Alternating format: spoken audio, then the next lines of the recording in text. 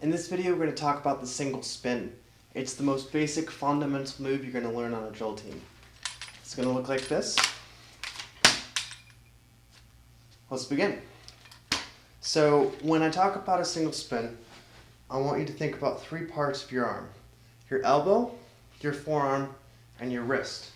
When I do a single spin, my elbow stays pinned at my side. No matter how I do it. I go from right shoulder,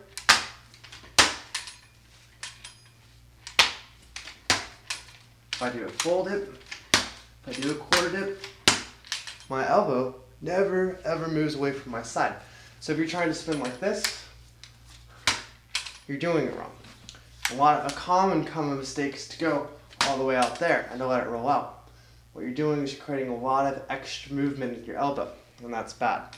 The less movement you have in your drill, the better it looks overall, and the easier it is to get all of your team doing it together. So next, let's talk about the forearm. Well, now that we know that your elbow is going to be pinned at your side the entire time you spin, your forearm is also only going to move about 2 inches up. That's it. It's going to move from perpendicular or parallel to the ground, perpendicular to your elbow, about 2 inches up. And then it's going to come back down. The way your forearm is positioned moves your fist right in front of your belly button. Your elbow should be in line with your belly button when your arm is straight. And when you're doing a single spin, your fist will also be in line with your belly button.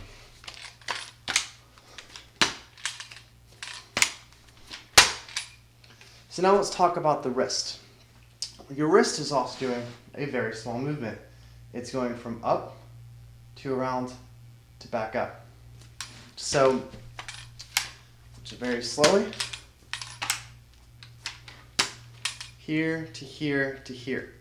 An easy way to get this concept, to get it in your head, to learn it, is you take the rifle, you hold it away from the balance point. This white tape represents my balance point.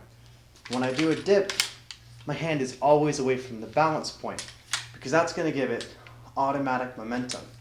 If it's right on the balance point, I have to create momentum by forcing it down, and it creates this very awkward sort of bleh. But my hand's further up on the rifle, everything kind of works into play. My elbow's dug into my side, my forearm moves right into place, my hand is already in front of my belly button, and when I let go, the rifle swings on its own. So now that we have the rifle swinging, just let it swing back and forth. You're going to reach this point right here where your wrist starts to hurt. And there are two things you can do from here.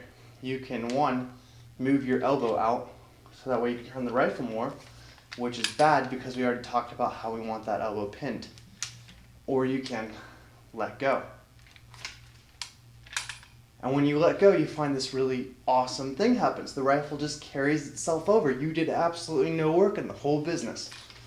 All you did was you let go right there.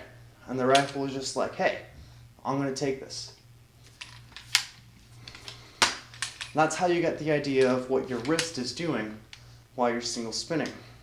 And it stays up, it turns around, and as soon as it reaches this point, it flies over your hand, and you just turn your wrist back around to where you started, and it falls into place. So your right arm, during this whole thing, depends on what movement you're starting from. You can start at port, or you start at right shoulder. But the general effect is the same. It's the right hand that's in control of what the rifle does to get to this position. Whether you're at port, whether you're at right shoulder, no matter what, it always ends up somewhere around your face or your neck, but it's higher than your left hand. And this is what creates downward movement. So when you control that downward movement, you stop going from this lazy spinning to a nice controlled spin.